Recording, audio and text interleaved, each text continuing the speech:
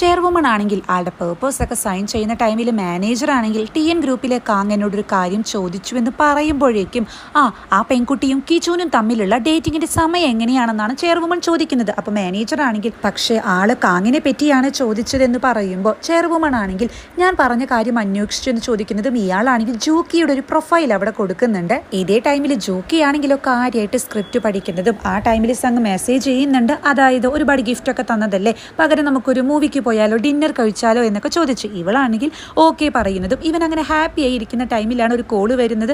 അയ്യോ ഇത് യാങ് ആവല്ലേ എന്ന് വിചാരിച്ച് നോക്കുമ്പോൾ അത് യാങ് തന്നെയായിരിക്കും.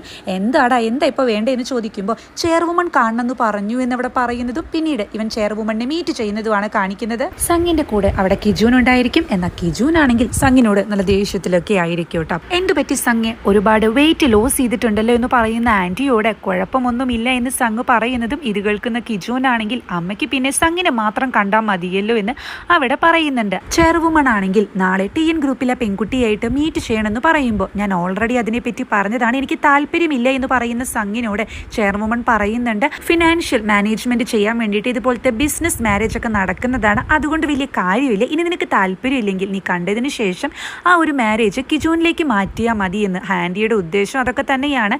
അപ്പോൾ സംഘാണെങ്കിൽ ശരിയെന്ന് പറയുന്നതും ഇത് കേൾക്കുന്ന കിജൂൻ ആണെങ്കിൽ എനിക്കൊന്നും വയ്യ കല്യാണം കഴിക്കാൻ, അല്ലെങ്കിൽ തന്നെ സ്വന്തം മകനെ പണത്തിന് വേണ്ടി വിൽക്കുകയാണോ എന്നൊക്കെ ചോദിച്ച് ചൂടാകുന്നതും ചെയർവുമൺ ആണെങ്കിൽ മിണ്ടാതിരിക്കുമെന്ന് തിരിച്ചു പറയുന്നുണ്ട്. ഇത് കേൾക്കുന്ന കിജൂൻ ആണെങ്കിൽ അത് കൊള്ളാം, മിണ്ടാതിരുന്ന് എങ്ങനെ ഫുഡ് കഴിക്കുക എന്ന് പറഞ്ഞ് അവിടെ നിന്ന് ദേഷ്യത്തിൽ എണീറ്റ് പോകുമ്പോൾ ചെയർവുമൺ മകനെ ചീത്തയും പറയുന്നുണ്ട്. നെക്സ്റ്റ് സീനിൽ നഞ്ജുൻ ആണെങ്കിൽ ജൂക്കിയോട് പറയുന്നുണ്ട് ഒരു ഓഡീഷൻ നടക്കുന്നുണ്ട്, ആ ഓഡീഷൻ നടത്തുന്നതാണെങ്കിലും ഫേമസ് ആയിട്ടുള്ള ഹോളിവുഡിൽ നിന്നുള്ള ഒരു ഡയറക്ടറാണ് എന്ന്. ആദ്യം ഇത് ജൂക്കിക്ക് വിശ്വസിക്കാൻ കഴിയുന്നില്ലെങ്കിലും നഞ്ജുൻ ആണെങ്കിൽ നിനക്ക് കഴിയും, നീ പോകണം എന്നൊക്കെ പറഞ്ഞ് ആ സ്ഥലമൊക്കെ അവിടെ പറഞ്ഞു കൊടുക്കുന്നുണ്ട്. സംഗിനിയായിട്ട് മൂവിയൊക്കെ പ്ലാൻ ചെയ്തിട്ടുണ്ടല്ലോ, അതൊന്നും നടക്കില്ലെന്ന് അറിയുമ്പോൾ ഇവൾക്ക് വിഷമമൊക്കെ വരുന്നുണ്ട്. സംഗിനാണെങ്കിലും ഇതുപോലെ ഡേറ്റിങ്ങിന് പോകണമല്ലോ, അപ്പൊ എന്ത് പറഞ്ഞ് വിളിക്കുമെന്ന് പറഞ്ഞ് രണ്ടുപേരും കൺഫ്യൂഷൻ അടിക്കുന്നതും രണ്ടും കൽപ്പിച്ച് ജൂക്കി സംഗിനെ വിളിക്കുന്നുണ്ട്. നാളെ എനിക്ക് മീറ്റ് ചെയ്യാൻ കഴിയില്ല, അനിയത്തിയുടെ ടീച്ചറെ കാണാൻ പോകേണ്ട ആവശ്യമുണ്ടെന്ന് ഇവള് പറയുമ്പോൾ നാളെ എനിക്കും വേറെ പ്ലാൻ ഉണ്ടെന്നാണ് സംഘ് അവിടെ പറയുന്നത്.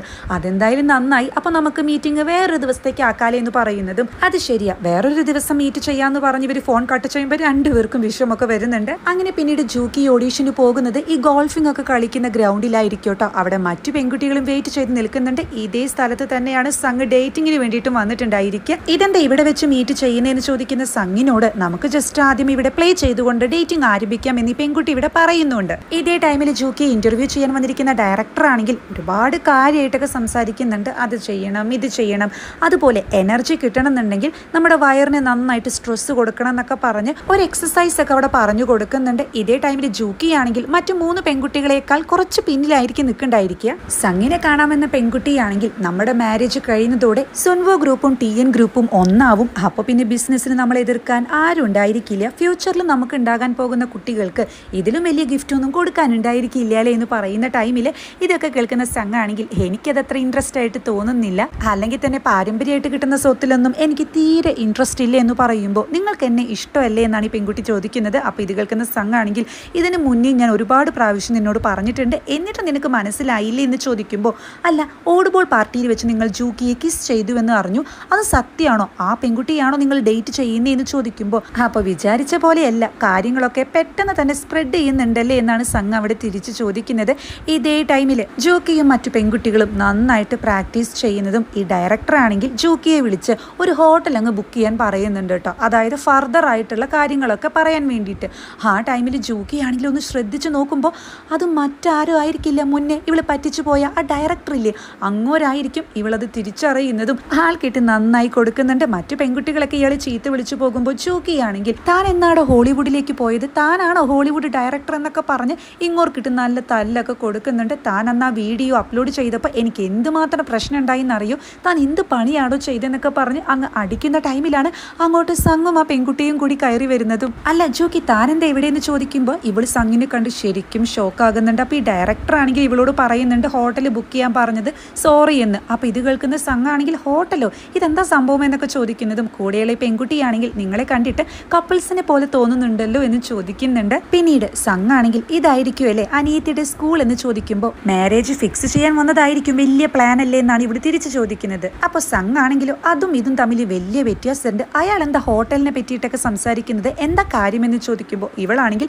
ദേഷ്യപ്പെട്ടിട്ട് അവിടെ നിന്നും പോകുന്നുണ്ട്. അപ്പോൾ സംഘാണെങ്കിൽ ഇവളെന്തിന് ഇത്രയ്ക്കും ദേഷ്യപ്പെടുന്നേ എന്ന് അവിടെ പറയുന്നുണ്ട്. നെക്സ്റ്റ് സീനിൽ ജൂക്കിയുടെ സിസ്റ്റർ ആണെങ്കിൽ ഈ കോസ്മെറ്റിക് ഷോപ്പിൽ വന്നിട്ട് ലിപ്സ്റ്റിക് ഒക്കെ ട്രൈ ചെയ്യുന്നതും ഇത് കാണുന്ന ഷോപ്പ് ലേഡി ആണെങ്കിൽ ഇങ്ങനെ ട്രൈ ചെയ്യുന്ന മാത്രമേ ഉള്ളൂ, വാങ്ങുന്നത് കാണാനില്ല എന്ന് പറയുമ്പോൾ എനിക്കിതൊന്നും ഇഷ്ടമായില്ല എന്ന് പറയുന്ന ഈ പെൺകുട്ടിയോട് ഈ ഷോപ്പ് ലേഡി പറയുന്നുണ്ട്, ഇഷ്ടാവാത്തത് കൊണ്ടൊന്നും ആയിരിക്കില്ല, പൈസ ഇല്ലാഞ്ഞിട്ടല്ലേ എന്ന് പറയുമ്പോൾ എൻ്റെ ഒരുപാട് പൈസ ഉണ്ടെന്നൊക്കെ ഈ പെൺകുട്ടി പറയുന്നുണ്ട്. ആ ടൈമിലാണ് നമ്മുടെ ചെയർവുമൺ അങ്ങോട്ട് കടന്നു വരുന്നതും ഇവളെന്നെ നോക്കിയിട്ട് ജൂക്കിയുടെ സിസ്റ്റർ ആണല്ലേ എന്നവിടെ പറയുമ്പോൾ അമ്മയാണോ എന്നാണ് ഇവള് തിരിച്ചു ചോദിക്കുന്നത്. ചെയർവുമൺ ആണെങ്കിൽ ഈ കുട്ടിക്ക് പിന്നീട് ഡ്രിങ്ക്സ് ഒക്കെ വാങ്ങിച്ചു കൊടുക്കുന്നതും എന്നെ കണ്ടപ്പോൾ അമ്മയെ പോലെ തോന്നിയോ എന്ന് ചോദിക്കുമ്പോൾ അനിയത്തിയാണെങ്കിൽ എനിക്ക് ഒട്ടും തോന്നിയില്ല എന്ന് പറയുമ്പോൾ പിന്നെ എന്തിനാ അമ്മ എന്ന് വിളിച്ചേന്ന് ചോദിക്കുന്ന ചെയർവുമണിനോട് ഈ പെൺകുട്ടി പറയുന്നുണ്ട്, ചെറുപ്പത്തിലെ ഒരുപാട് തവണ ഞാൻ സ്വപ്നം കണ്ടിട്ടുണ്ട് എന്നെ അന്വേഷിച്ച് എന്നെ അമ്മ വരുന്നത്, അതുകൊണ്ട് തോന്നിയതാ, ജസ്റ്റ് ഞാൻ അങ്ങ് പറഞ്ഞു പോയതാ എന്ന് പറയുമ്പോൾ ചെയർവുമൺ ആണെങ്കിൽ ഒരുപാട് കോസ്മെറ്റിക് സാധനങ്ങൾ ആ കടയിൽ നിന്ന് വാങ്ങിയിട്ടുണ്ടായിരിക്കും, അതൊക്കെ ഈ പെൺകുട്ടിയുടെ നേരെ നീട്ടുന്നുണ്ട്.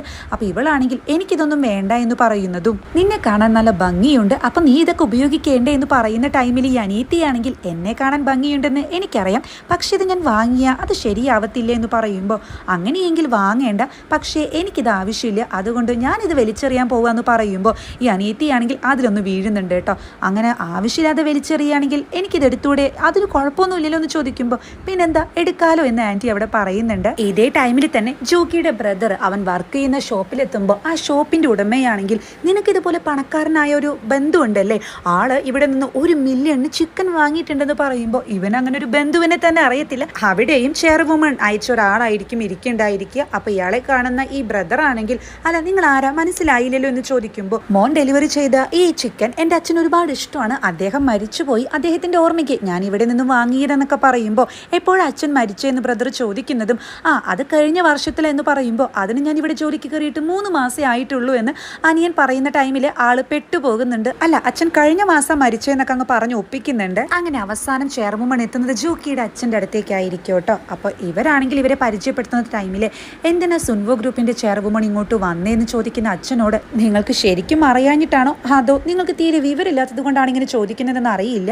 എൻ്റെ മകൻ സംഘായിട്ട് നിങ്ങളുടെ മകൾക്ക് ബന്ധമുണ്ട്, എന്തായാലും അതൊരു യഥാർത്ഥ പ്രണയമായിട്ടൊന്നും എനിക്ക് തോന്നുന്നില്ല, അവൻ്റെ പൈസയ്ക്ക് പിന്നാലെയായിരിക്കും മിക്കവാറും അവൾ പിന്നാലെ കൂടിയത്, ഈ വീടിൻ്റെ അവസ്ഥ കണ്ടാലറിയാം ഇവിടെ മൊത്തം ദാരിദ്ര്യമാണെന്നൊക്കെ പറയുന്ന ടൈമിൽ ജൂക്കിയുടെ അച്ഛനാണെങ്കിൽ ഈ ദാരിദ്ര്യത്തെയും റൊമാൻറ്റിക്കിനെയൊക്കെ പറ്റിയിട്ടൊരു കവിത ചെല്ലുന്നുണ്ട്. ഇത് കേട്ടിട്ട് ആൻറ്റിക്കൊന്നും മനസ്സിലാകുന്നില്ല എന്ന് മാത്രമല്ല നിങ്ങൾ എന്തേ ഈ പറയുന്നതെന്നൊക്കെ ചോദിക്കുന്ന ടൈമിൽ ജൂക്കിയുടെ അച്ഛനാണെങ്കിൽ നിങ്ങൾ എന്ത് ക്രൂര സ്ത്രീയാണ്, ഈ റൊമാൻറ്റിക് എന്താ പ്രണയം എന്താണെന്ന് നിങ്ങൾക്ക് അറിയത്തില്ലേ, അവർക്ക് രണ്ടുപേർക്കും പ്രണയമുണ്ടെങ്കിൽ അത് മനസ്സിലാക്കാൻ ശ്രമിക്കാതെ അവരെ പിരിയിക്കാനാണോ നിങ്ങൾ നോക്കുന്നതൊക്കെ പറഞ്ഞു വളരെ മോശമായിട്ട് സംസാരിക്കുന്ന അച്ഛൻ ആളുടെ സോക്സ് ഒക്കെ എടുത്തിട്ട് ആൻറ്റീനെ എറിയുന്നുണ്ട് കേട്ടോ. അപ്പം ആൻറ്റി ആണെങ്കിൽ നിങ്ങൾ ഒരു ജോലിയില്ലാത്ത ആളാണ്, ഒരു മകളാണെങ്കിൽ സൗന്ദര്യത്തിലൊക്കെ ശ്രദ്ധിച്ചിട്ട് പഠിക്കാനൊക്കെ നടക്കുന്നു, മറ്റൊരു മകനാണെങ്കിൽ പാർട്ട് ടൈം ജോലി മാത്രം നോക്കി നടക്കുകയാണ്, അതായത് ഒരു സ്ഥിര ജോലി കിട്ടുമെന്ന് തന്നെ തോന്നുന്നില്ല, ഇനി മറ്റൊരു മകളാണെങ്കിൽ ഒരുപാട് കടബാധ്യതയൊക്കെ വരുത്തി വെച്ചിട്ടുണ്ട്, ഇങ്ങനെയുള്ള 3 മക്കളല്ലേ നിങ്ങൾക്കുള്ളൂ, മര്യാദയ്ക്കുള്ള ഒരു മകളോ മകനോ നിങ്ങൾക്കില്ല, നിങ്ങൾക്കാണെങ്കിൽ ജോലിയില്ല, ഇങ്ങനെ ജീവിച്ചാൽ മതിയോ, ഈ ജീവിതത്തിൽ നിന്ന് എന്തെങ്കിലും ഒരു മാറ്റം നിങ്ങൾക്ക് ആവശ്യമില്ലേ, ഇങ്ങനെ വെറുതെ ചൂടായിട്ടോ കവിത പറഞ്ഞിട്ടൊന്നും കാര്യമില്ല,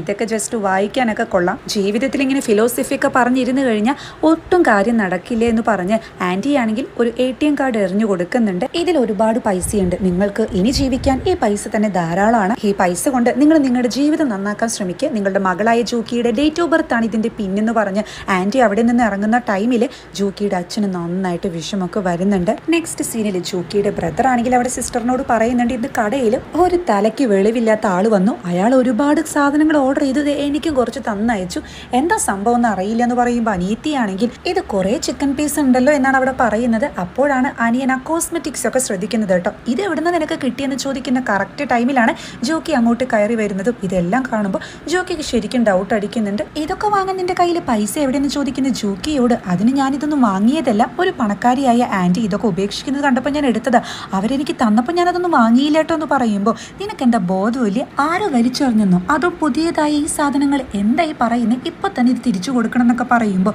അനിയത്തിയാണെങ്കിൽ ആകെ ഇമോഷണൽ ആവുന്നുണ്ട് കേട്ടോ. അമ്മയില്ലാത്ത കുട്ടിയാണ്, എനിക്കിങ്ങനെയൊക്കെ ആണെന്നൊക്കെ പറഞ്ഞ് അങ്ങ് ഇമോഷണലായി ചൂടായി അവിടെ നിന്നും പോകുന്ന ടൈമിൽ ജോക്കി അനിയനോടും ചൂടാവുന്നുണ്ട്, പഠിപ്പിക്കാൻ വിട്ടാൽ പഠിക്കണം, അല്ലാതെ പാർട്ട് ടൈം ജോലിക്കല്ല പോകേണ്ടത്, ഇത് ഞാൻ ഇപ്പോഴാണ് അറിഞ്ഞതെന്ന് പറഞ്ഞ് അനിയനിട്ട് നന്നായിട്ട് അടിക്കുന്നുണ്ട്. പിന്നീട് അച്ഛനാണെങ്കിൽ തൊട്ടടുത്തുള്ള ATM മെഷീനിൽ വന്നിട്ട് ആ കാർഡിട്ട് പൈസ നോക്കുമ്പോൾ അതിലൊരു ഹ്യൂജ് എമൗണ്ട് തന്നെ ഉണ്ടായിരിക്കും. അച്ഛൻ ഇത് കണ്ടിട്ടൊന്ന് ഷോക്ക് ആകുന്നതും പിന്നീട് അച്ഛനെ തിരഞ്ഞെത്തുന്ന ജോക്കിയാണെങ്കിൽ എന്താ ഇവിടെ ഇരിക്കുന്നത്, വീട്ടിലേക്ക് പോകേണ്ടേ എന്ന് ചോദിക്കുന്നതും പറയുന്നതും അച്ഛനാണെങ്കിൽ എനിക്ക് നിങ്ങൾക്ക് വേണ്ടി ഒന്നും ഇതുവരെ ചെയ്തു തരാൻ പറ്റിയിട്ടില്ല, നിന്റെ കടങ്ങളൊക്കെ വീട്ടണമെന്നുണ്ട്, അതുപോലെ നിന്റെ അനിയനെ ഇങ്ങനെ പാർട്ട് ടൈം ജോലിക്ക് വിടുന്നത് അച്ഛന് ഇഷ്ടമല്ല, നമ്മുടെ അനിയത്തിക്കാണെങ്കിൽ അവൾക്ക് ഒരുപാട് ഡ്രസ്സും ഷൂസും ഒക്കെ വാങ്ങിക്കൊടുക്കണമെന്നുണ്ട്, ഇതുപോലെ കുടിച്ചു നടക്കണമെന്നൊന്നും എനിക്ക് ആഗ്രഹമില്ല, കണ്ണടിച്ച ഇത് മാത്രമാണ് എൻ്റെ ചിന്ത എന്നൊക്കെ പറയുന്നതും ഇത് കേൾക്കുന്ന ജോക്കിയാണെങ്കിൽ നമ്മുടെ വീട്ടിലേക്ക് എങ്ങാനും ഇന്ന് സംഗിന്റെ ആന്റി വന്നിരുന്നോ എന്നാണ് ചോദിക്കുന്നത്. ഇത് കേട്ടിട്ട് അച്ഛനാണെങ്കിൽ ഒന്ന് സൈലന്റ് ആവുന്ന ടൈമില് ആളുടെ കയ്യിൽ നിന്ന് അച്ഛനൊന്നും വാങ്ങിയില്ലല്ലോ എന്നാണ് അവിടെ ചോദിക്കുന്നത്. അച്ഛനാണെങ്കിൽ ആ ATM കാർഡ് എടുത്ത് കൊടുക്കുന്ന ടൈമിൽ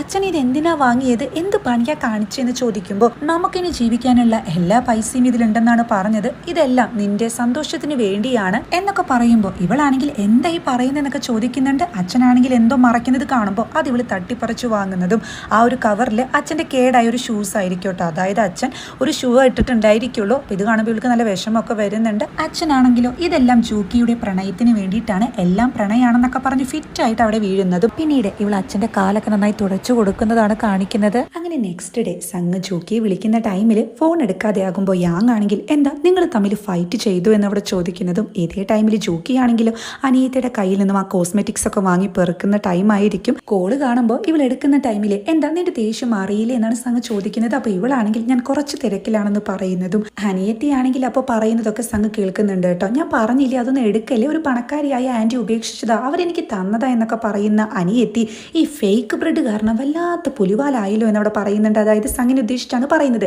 ജോക്കിയാണെങ്കിൽ പിന്നെ വിളിക്കാമെന്ന് പറഞ്ഞ കോള് കട്ട് ചെയ്യുന്നതും സംഘാണെങ്കിൽ ഇവളുടെ അനിയത്തിക്ക് ഇതെന്ത് പറ്റി, ആളെന്തിനാ എന്നെ കുറ്റം പറയുന്നേ, പണക്കാരിയായ ആന്റി എന്തോ പ്രശ്നം ഉണ്ടല്ലോ എന്നിവൻ പറയുന്നതും ഇത് കേൾക്കുന്ന യാങ് ആണെങ്കിൽ ചെറുവുമാണ് എങ്ങാനും ഇനി ജോക്കിയുടെ വീട്ടിലേക്ക് പോയിട്ടുണ്ടായിരിക്കും, അല്ല അങ്ങനെയൊക്കെ ചാൻസ് ഉണ്ട് എന്ന് പറയുമ്പോൾ അത് ശരിയെന്ന് പറയുന്ന സംഘ് നീ ഓഫീസിൽ പോയിട്ട് കാര്യം അന്വേഷിക്കുക, എന്നെ ഇവിടെ വിട്ടാൽ മതി, ഞാനൊരു ടാക്സി എങ്ങാനും വിളിച്ചു പൊക്കോളാം എന്ന് സംഘ് അവിടെ പറയുന്നുണ്ട്. നെക്സ്റ്റ് സീനിൽ കിം ആണെങ്കിൽ ഒരു വക്കീലിനെ കാണുന്നതും എന്താ ഇത്ര അർജന്റായിട്ട് കാണണമെന്ന് പറഞ്ഞത് വക്കീൽ ചോദിക്കുന്ന ടൈമിൽ 3 വർഷത്തെ കേസ് ഉണ്ടല്ലോ അതൊന്ന് റീ ഇൻവെസ്റ്റിഗേഷൻ ചെയ്യണമെന്ന് പറയുന്നതും ഈ വക്കീലാണെങ്കിൽ മിൻഹ്യോങ്ങിന്റെ കേസിനെ പറ്റിയിട്ടാണോ പറയുന്നത്, അതെന്തിനാ വീണ്ടും ഇൻവെസ്റ്റിഗേഷൻ ചെയ്യുന്നതെന്ന് ചോദിക്കുന്ന വക്കീലിനോട് ജോക്കിക്ക് എന്തായാലും ശിക്ഷ വാങ്ങിക്കൊടുക്കണം, അതിപ്പോഴാണെങ്കിലും പറ്റുമല്ലോ എന്നാണ് കിം അവിടെ ചോദിക്കുന്നത്. ഇതേ ടൈമിൽ തന്നെ ജോക്കി വീട്ടിൽ നിന്ന് ഇറങ്ങി പോകുമ്പോൾ അനിയത്തിയാണെങ്കിൽ ചേച്ചിയുടെ ഏതെങ്കിലും ഒരു ആന്റി ഫാൻ അങ്ങ് കാണട്ടെ എന്ന് ദേഷ്യത്തിൽ പറയുന്നുണ്ട്. ഈ സീൻ കട്ട് ചെയ്ത് വക്കീലാണെങ്കിൽ 3 വർഷം മുന്നേ തന്നെ ആ കേസൊക്കെ അങ്ങ് ഒത്തുതീർപ്പാക്കിയതാണ്, എന്നാലും അവളെന്നെ എല്ലാവർക്കും സംശയമൊക്കെ ഉണ്ട്, അതുകൊണ്ട് ഒരു റീ ഇൻവെസ്റ്റിഗേഷൻ പോസിബിൾ ആണ്, പക്ഷേ ഒരു കാര്യമുണ്ട്,